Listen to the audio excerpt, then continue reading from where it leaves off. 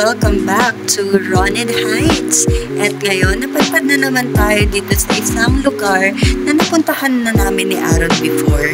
Nandito nga tayo ngayon sa Balite Falls at kasama natin si Ate Salve at si Gio.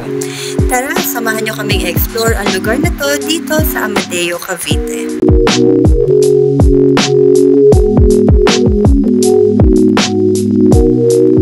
Bago ka nga makarating sa mismong falls, kailangan mo munang pumasok dito sa resort ng Iyongs.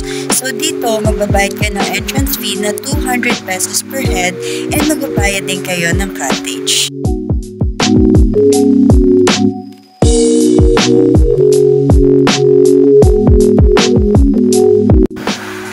Ang Balite Falls ay matatagpuan sa Amadeo, Cavite. Ang local government unit ang nagmamay-ari ng area, pero currently, minamanage ito ng dalawang private resorts which are yung MSSL Resort and Iyongs Resort. Dati, undeveloped tong resort na to, but now, meron ng mga cottages and picnic areas para sa mga turistang gustong mag-visit dito. Kilala nga ito sa napakagandang 18 feet na falls nito, malamig na natural swimming pool at lush green surroundings. Kaya naman, dinadayo talaga ito ng mga turista. Pwedeng-pwede kayo ditong mag-swimming, mag-picnic, mag-relax, mag-chill, or simply i-adore ang wonderful nature. Dalawang falls talaga itong Balite Falls. Yung isa, yun yung 18 feet. Tapos yung isa naman, ipinapadaan dito sa mga bamboos. So, gano'n siya kaganda.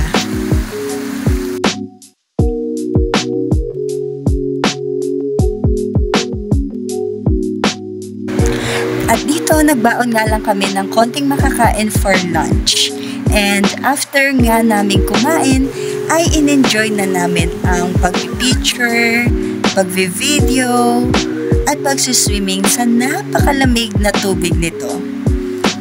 Na-enjoy talaga namin ng sobra. Kaya lang, hindi kami masyadong nagtagal.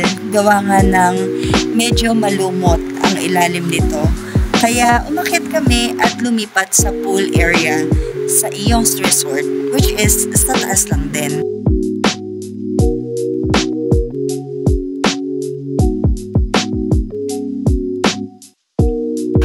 Nakakatuwa kasi dahil walang masyadong tao, nasolo namin ang pool area at nakapili pa kami ng cottage na paglalagyan ng mga gamit namin.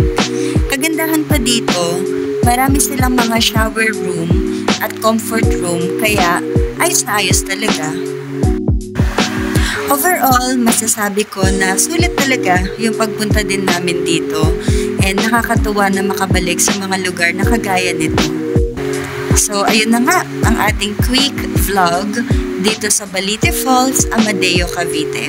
Kaya kung mapapadpad kayo dito, galaan nyo na to mga kagala. So, see you soon on our next vlog. Ingat!